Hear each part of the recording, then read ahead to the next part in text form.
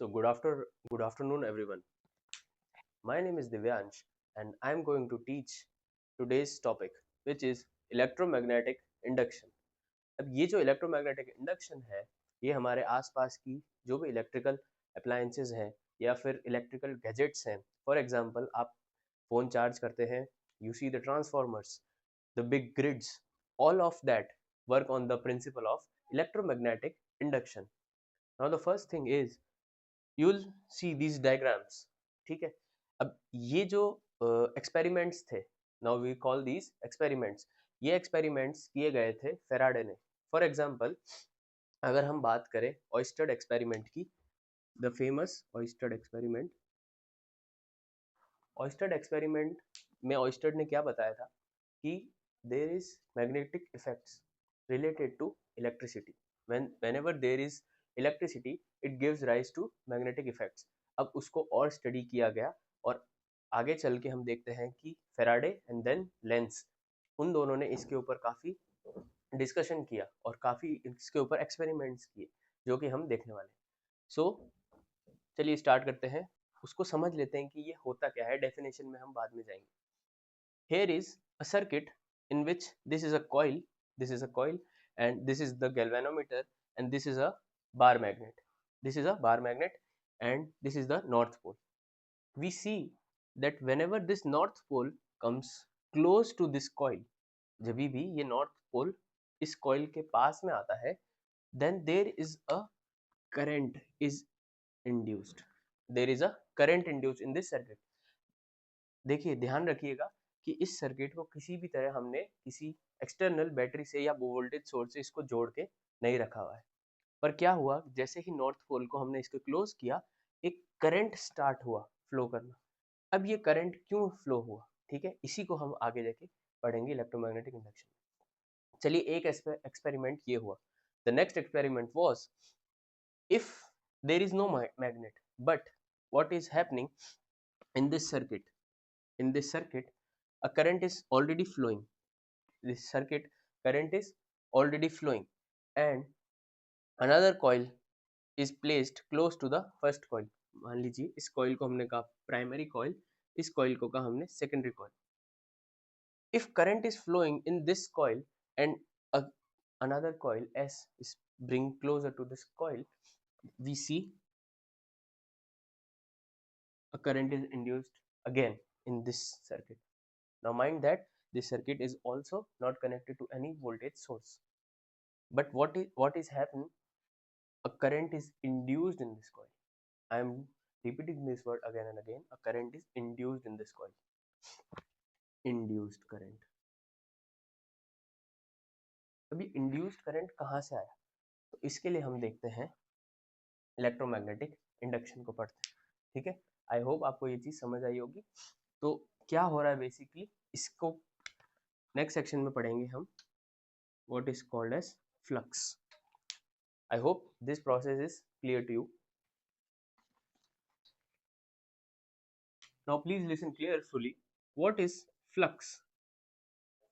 Flux generally means the number of field lines crossing through a surface. Crossing through a closed surface, if we are more specifically saying. For example, this is a closed surface, and number of field lines. It can be electric field or it can be magnetic field. Also it can be electromagnetic field. इतनी detail में हम electromagnetic field की बात नहीं कर रहे, अभी हम बात कर रहे हैं मैग्नेटिक फील्ड की.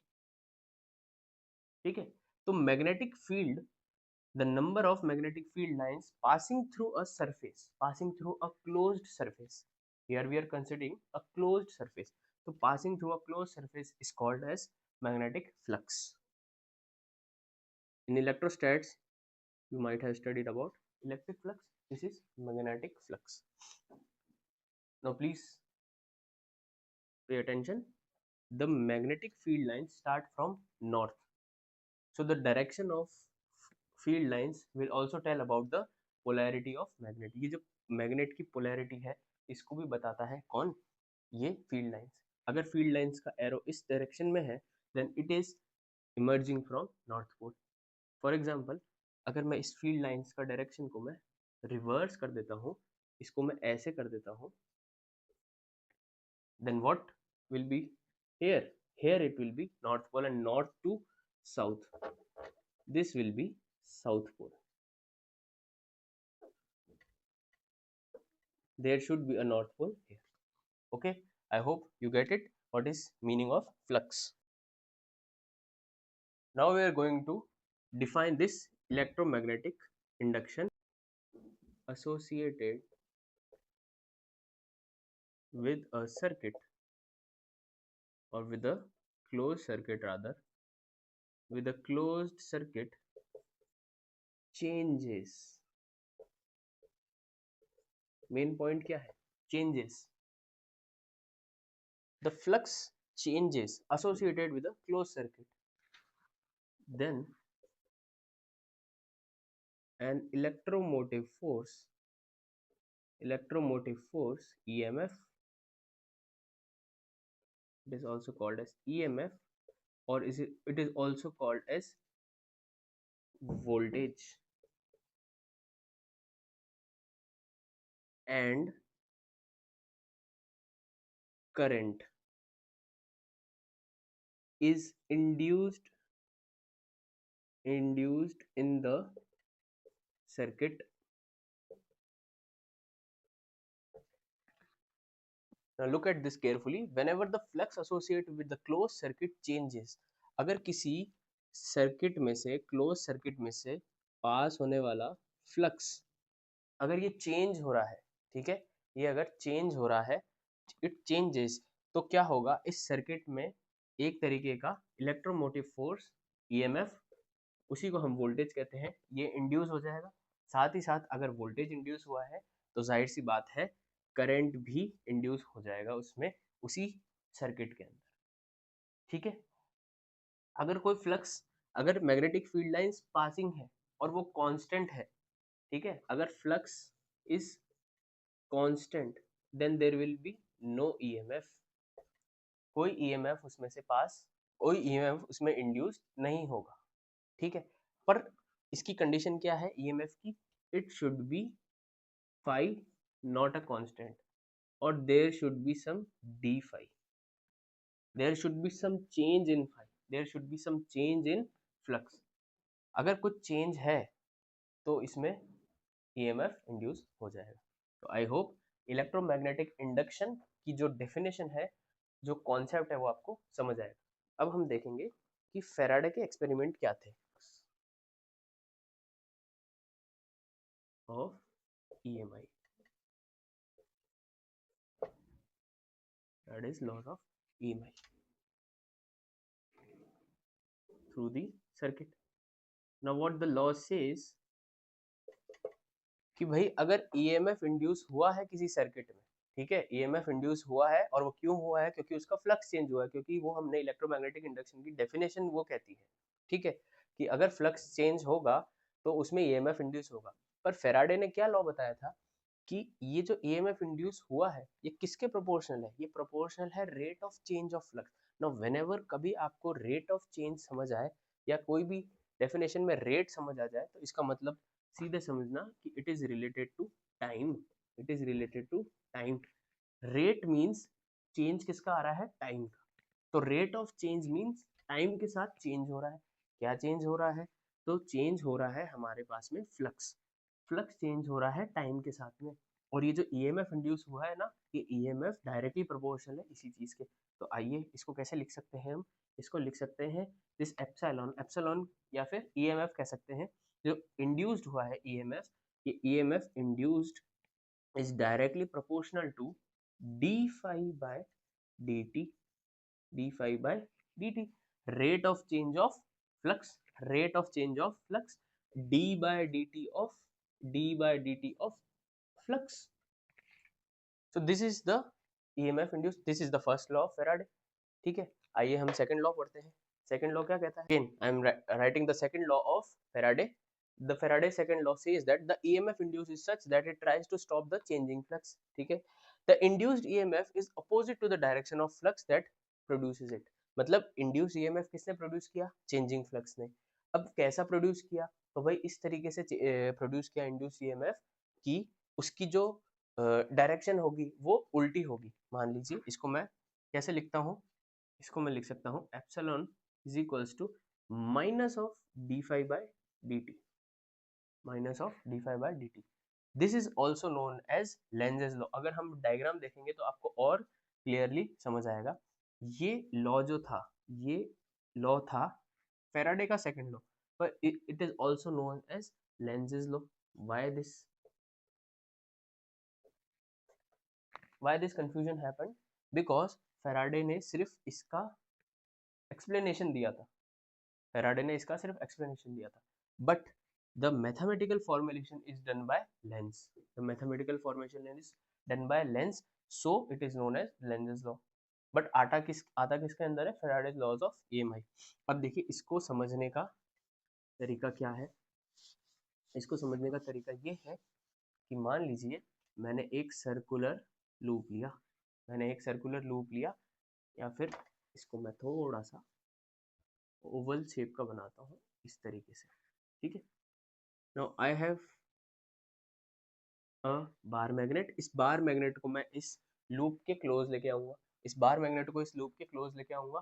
तो इस सर्कुलर लूप में क्या होगा, इस सर्कुलर लूप में अगर मान लीजिए यहाँ पे मैंने एक गैल्वेनोमीटर भी लगा लिया, ठीक है, चलिए इसको मैं इसकी तरफ लेकर आया, तो क्या होगा? अभी यहाँ पर फ्लक्स कितना है? मान लीजिए इस पोजीशन पे, इस पोजीशन पे इसका फ्लक्स है, मान लीजिए this much is the flux. But what happened if I keep this bar magnet moving towards the loop? तो क्या होगा? अगर मान लो कि अगर ये बार मैग्नेट यहाँ आ जाएगा तो फील्ड लाइंस और ज्यादा होंगी, फील्ड लाइंस और ज्यादा होंगी, तो फ्लक्स बढ़ गया। अब फ्लक्स बढ़ जाएगा, इस लूप में से फ्लक्स बढ़ गया तो क्या होगा? Change in flux, change in flux means एक ईएमएफ इंड्यूस होगा, एक करंट पास होगा, तो एक ईएमएफ इंड्यूस हुआ। जैसे ही मैं इसको इसके पास ले गया तो ईएमएफ इंड्यूस हो गया। अब वो ईएमएफ किस तरीके से इंड्यूस होगा? वो ईएमएफ इस तरीके से इंड्यूस होगा कि इस चेंजिंग फ्लक्स को रोक सके, ठीक है, इस चेंजिंग फ्लक्स को रोक सके, मतलब ये नहीं चाहेगा वो ईएमएफ कि ये फ्लक्स और बढ़ता जाए, ठीक है। तो क्या होगा? देखिए अब देखते हैं।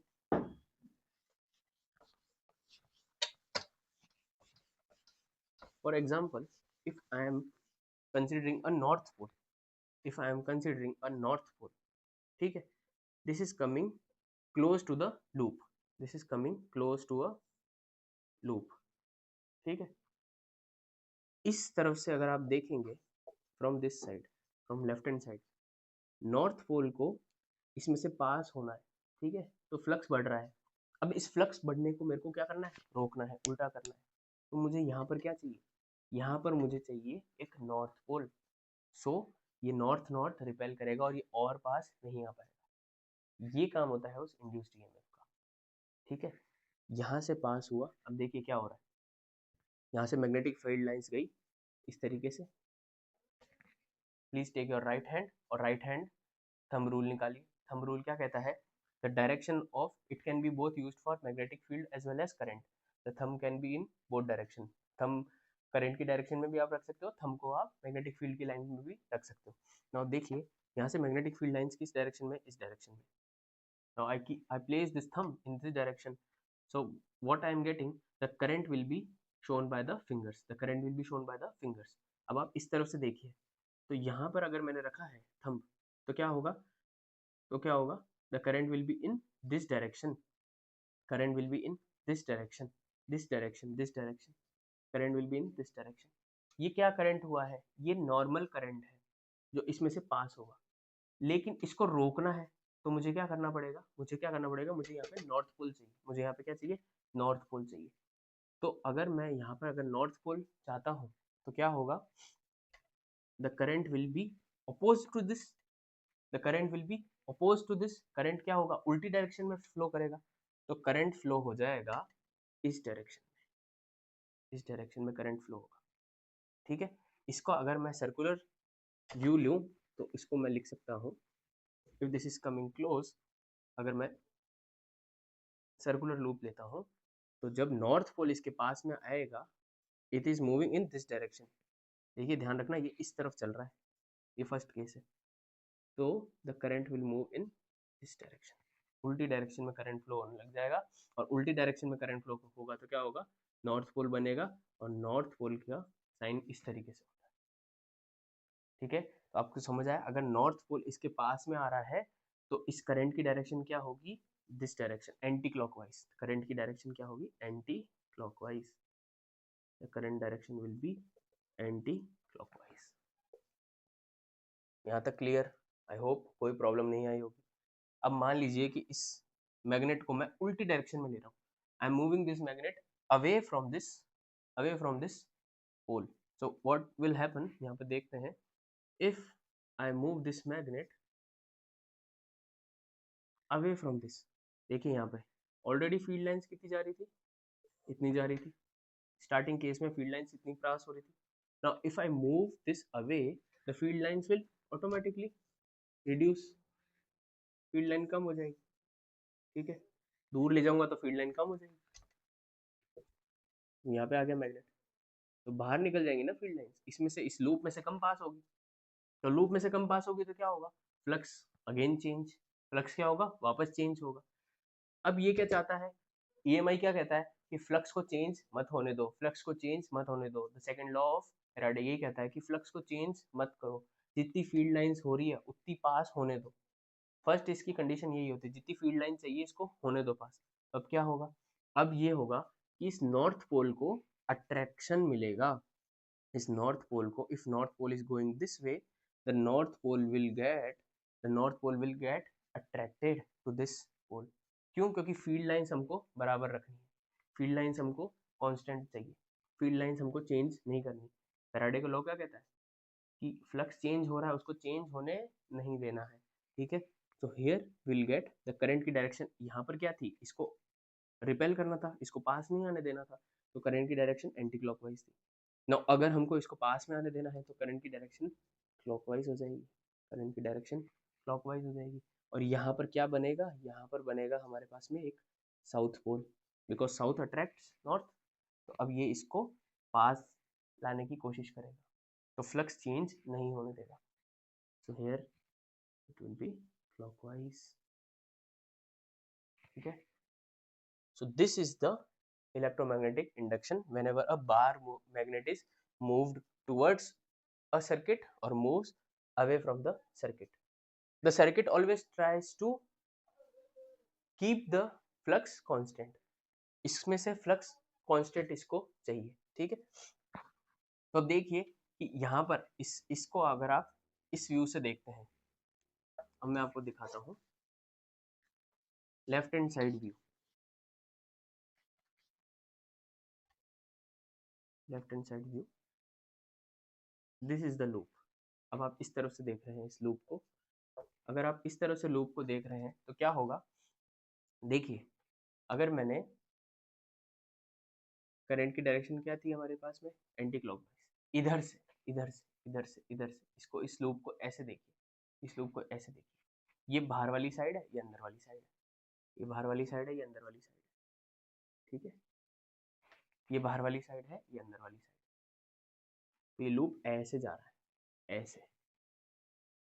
ठीक है, इस तरफ से, this is my bar magnet, this is my bar magnet, and the loop is like this, the loop is like this, the loop is like this. I'll show you, I'll show you. The loop is like this and bar magnet is going this way, the bar magnet is going this way. So what is happening, this is the, this is the loop, this is the loop, this is the bar magnet. ये वाली side कौन सी है, ये वाली side, देखिए ये वाली साइड कौन सी है, north pole, this is the north pole. अब यहाँ पर क्या बनना चाहिए, नॉर्थ बनना चाहिए, नॉर्थ बनेगा। ठीक है, नॉर्थ बनेगा, अगर यहाँ पे नॉर्थ है तो यहाँ पे नॉर्थ है, तो इस लूप की मैग्नेटिक फील्ड लाइंस कौन सी होगी, बाहर की तरफ, बाहर की तरफ, तभी तो इसको रिपेल करेगी। अगर अंदर ही हो जाएगी तो इसको सक कर लेगा ये। नो, अगर यहाँ पे साउथ बन जाएगा तो ये अंदर चले जाएगा, तो हमको नहीं चाहिए, क्योंकि और उससे फ्लक्स बढ़ेगा। यहाँ पे फ्लक्स था कुछ सर्टेन, मान लो 3 फील्ड लाइंस जा रही थी, जैसे जैसे इसको मैं पास लेके जा रहा हूँ, 3 से 5 हुई, 5 से 10 हुई, तो फील्ड लाइंस बढ़ रही है। लूप चाहता है कि नहीं, फील्ड लाइंस मत बढ़ाओ, मैं यहाँ पे नॉर्थ पोल लाऊंगा। नॉर्थ पोल लाने के लिए क्या चाहिए, नॉर्थ पोल लाने के लिए यहाँ पे हमको एक और नॉर्थ पोल चाहिए, यहाँ पे नॉर्थ पोल चाहिए। उसके लिए क्या होगा, करंट की डायरेक्शन इस तरीके से, देखिए करंट की डायरेक्शन इस डायरेक्शन में, तो फील्ड लाइंस कहाँ होगी, बाहर की तरफ, हमको यहाँ पे बाहर की तरफ चाहिए फील्ड लाइंस।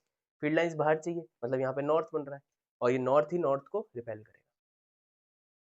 आई होप आपको ये चीज समझ आई होगी। अभी देखिए, अब ये इसको मैं दूर लेके जा रहा हूँ, इसको मैं दूर लेके जा रहा हूँ, this is getting away from this, this is getting away from this. Earlier the field lines were 3, now 2, now 1। ये कह रहा है नहीं, फील्ड लाइंस को कांस्टेंट रहने दो, फील्ड लाइंस को कांस्टेंट रहने दो। मैं यहाँ पे फील्ड लाइंस को रोकूंगा, तो यहाँ पे क्या चाहिए, यहाँ पे इसको साउथ पोल चाहिए ताकि वो अट्रैक्ट कर सके। अगर यहाँ पे साउथ पोल चाहिए, यहाँ पे अगर साउथ पोल चाहिए, तो फील्ड लाइंस किस तरफ होंगी, अंदर की तरफ। फील्ड लाइंस किस तरफ होगी, अंदर की तरफ। तो देखिए फील्ड लाइंस क्या हो गई, अंदर की तरफ। This is the direction of field, this is the direction of field, and the thumb and the finger show, the thumb shows direction of field and the finger show current। तो current किस direction में होगा, इस तरीके से clockwise. Current किस तरफ होगा, क्लॉकवाइज। तो आई होप आपको ये चीज समझ आई होगी, the direction of field lines and direction of current. ये इंड्यूस्ड ईएमएफ हमेशा, induced EMF is always oppose to the direction of the flux जो उसको प्रोड्यूस कर रहा है, ठीक है। इसलिए ये एक्सप्रेशन होता है epsilon is equals to minus of d phi by d t. आइए कुछ क्वेश्चंस कर लेते हैं। I have some questions. When magnetic field changes from 5 Weber, now we'll do some questions. When magnetic field, when magnetic flux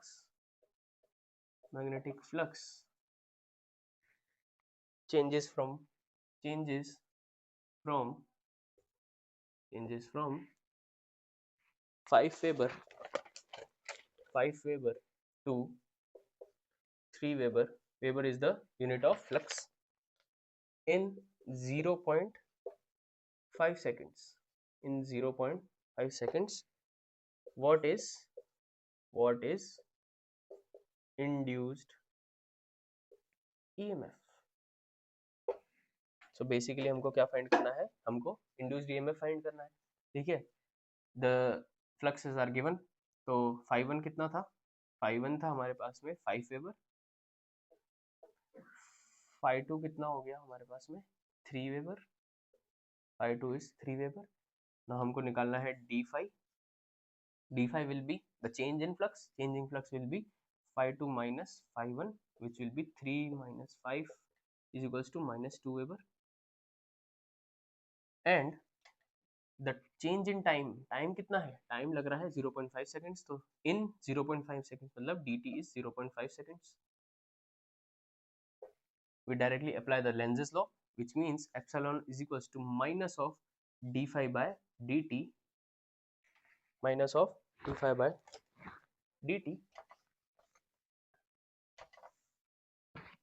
epsilon is equals to minus d phi की value -2 upon dt is 0.5, minus minus plus 2 upon 0.5, and this will be 4, and epsilon is volt. 4 volt will be the induced EMF. 4 volt will be the induced EMF. Now we'll do the next question. The next question says, magnetic flux passing perpendicular to the plane of coil, magnetic flux passing through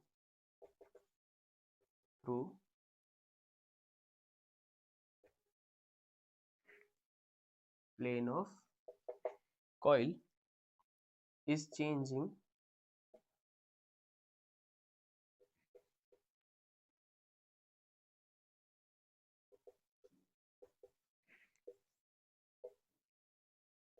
according to equation phi is equals to 60 square plus 70 plus 1. Find magnitude of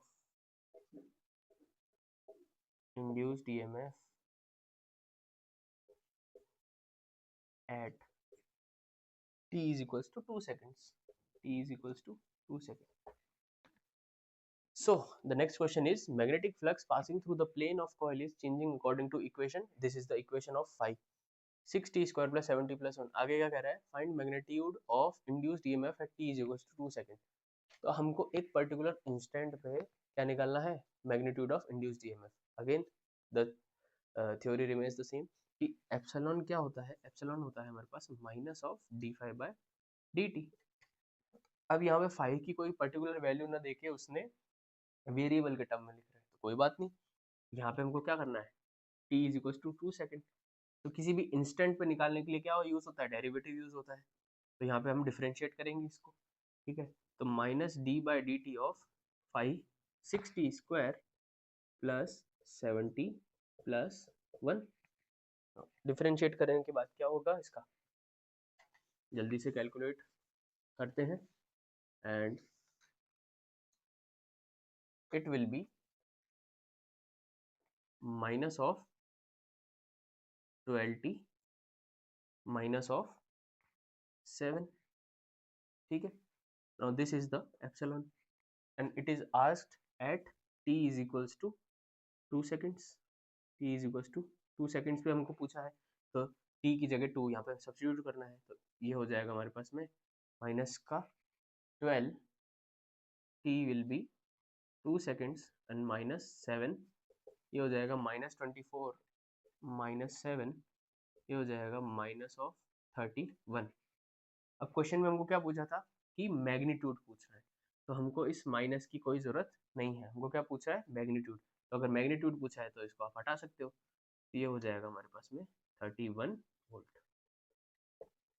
तो I hope आपको ये problem भी समझ आई होगी। That's all from my side, and thank you so much for watching this lecture.